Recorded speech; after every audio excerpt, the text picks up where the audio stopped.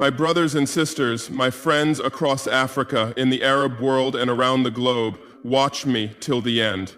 Today I speak not only as the leader of a nation, but as a son of a continent that has suffered too long from disrespect, from arrogance, and from the hand of those who think they can decide the destiny of others. Thank you for being with us. This is Pillars of History. We are very grateful to have you here. We are so appreciative to be with you. Before going any further, let's first listen to this speech. This is Captain Ibrahim Traoré, the president of Burkina Faso and the military leader, the chief in command, the CIC. He has something to tell us. And he had a country he was trying to communicate to, and a certain group of people he's trying to give his message to. So let's listen to him. Then we'll come back and comment about it, I speak to you because something happened recently that cannot be ignored. Something that touches not only Qatar, but every free and sovereign nation that dares to stand on its own feet. Last night, the skies over Doha carried echoes that should never have been heard. What happened in Qatar should never have happened, not in our world today, not in a time when humanity claims to have reached great progress, not in an age when we speak of international law, sovereignty, and mutual respect. I come before you to say clearly, Qatar is an independent and sovereign country. It is not a land to be dictated to. It is not a land to be humiliated. Qatar, like every other nation, has the right to security, to dignity, to peace, and to chart its own path without interference. As I want the world to know that we in Burkina Faso have very good relations with Qatar. Our relations are not just diplomatic words written on paper.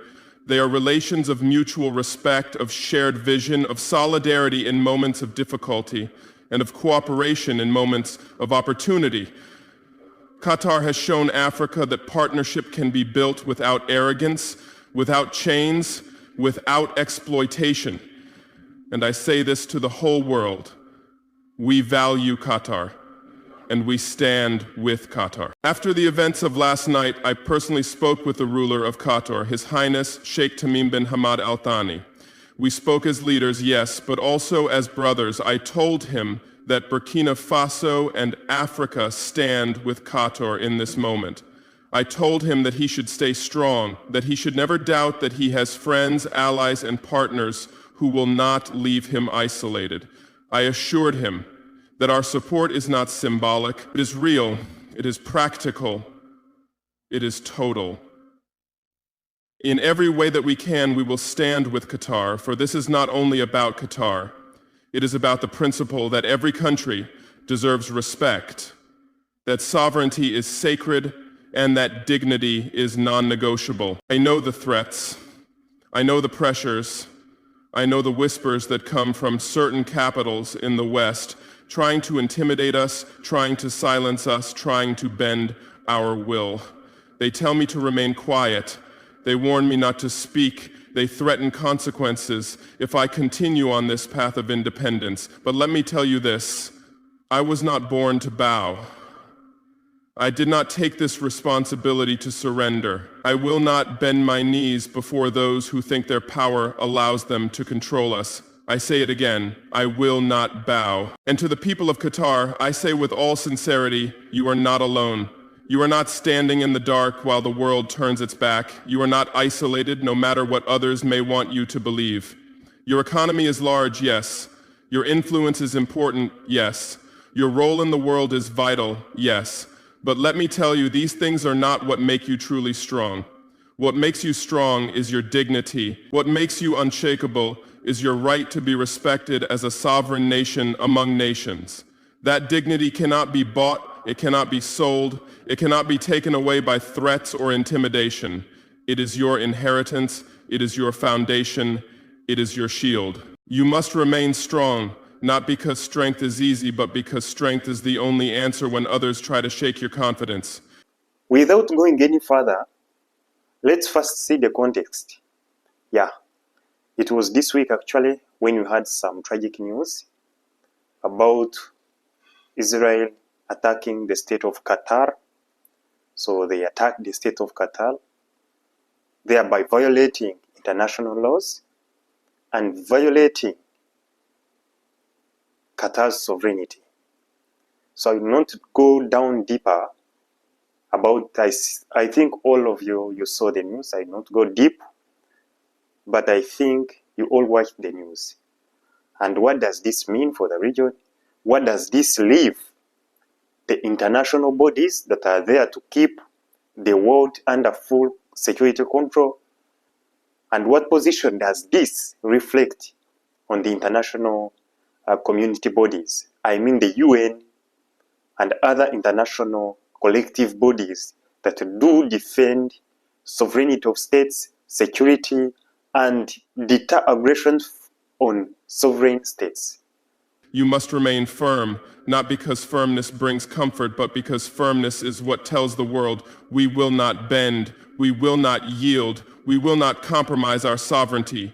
Show the world that Qatar is not a land to be dictated to, but a nation that knows its worth, a people that know their value, a leadership that stands with its head held high. Your sovereignty is not negotiable. Africa's sovereignty is not negotiable. And let this be understood by all. The sovereignty of any nation that values its independence, whether small or great, is not negotiable. When one country's dignity is violated, it is a message to all others. That is why we must stand together. Qatar's struggle for respect is not only Qatar's struggle, it is Africa's struggle. It is Asia's struggle, it is the struggle of every people who refuse to be treated as less than equals. So stand firm, Qatar. Do not doubt yourselves. Do not let the noise of the arrogant make you forget the strength that lies in your unity, in your vision, in your people, and in the support of true partners around the world. You are not alone, and you will never be alone, as long as dignity still has defenders, as long as sovereignty still has guardians, as long as humanity still has voices that refuse to be silenced. In my conversation with His Highness Sheikh Tamim, we also spoke about the future. We did not only speak about what happened last night, we spoke about the projects we are building together. We spoke about investments in infrastructure, in energy, in education, in technology, in defense, and in agriculture. We spoke about how our nations can create opportunities for our youth, jobs for our people, and development that lifts millions out of poverty. Qatar has the capacity, Africa has the potential, and together we can create a future that will be stronger than any obstacle placed before us. Soon I will visit Qatar, and when I go, it will not be only as a guest, it will be as a partner, as a brother, as someone committed to building a bridge that no one can break. The things that happened last night, let me repeat, should not happen. All right. So what he's trying to mean is that any country that is a sovereign state should not be attacked by another country. The weak countries, I mean the small countries that have less defense postures to defend themselves, should not be exploited by the big countries as a justification to attack them. This is not allowed by international laws as they were set after World War II. So we are seeing aggression of states against sovereign states, and actually all people of the world don't support this kind of behaviors by different states attacking the independent states. This is not good because for me what I know that in diplomatic relations, states have different channels that they do communicate through. Let me give you an example of Burkina Faso and Niger, even Mali. They are under the alliance of Sahel states, but they have diplomatic channels that they normally pass through to contact each other, to talk. A case in point, we can see Mali and Algeria. There are a lot of tensions between Mali and Algeria, but they are diplomatic channels whereby any communication from Mali or Algeria can reach another nation within a short period of time. Or even if there are like some mediations or negotiations or trying to bring the tensions down, of course, those channels that are open are the ones that are used by those states to forge again they lost relationship. So this does not mean that if you're fighting with a state, you should attack the leaders of that state in different country. That means you're putting the security of another country at stake. And this is not good for the international community. Yeah.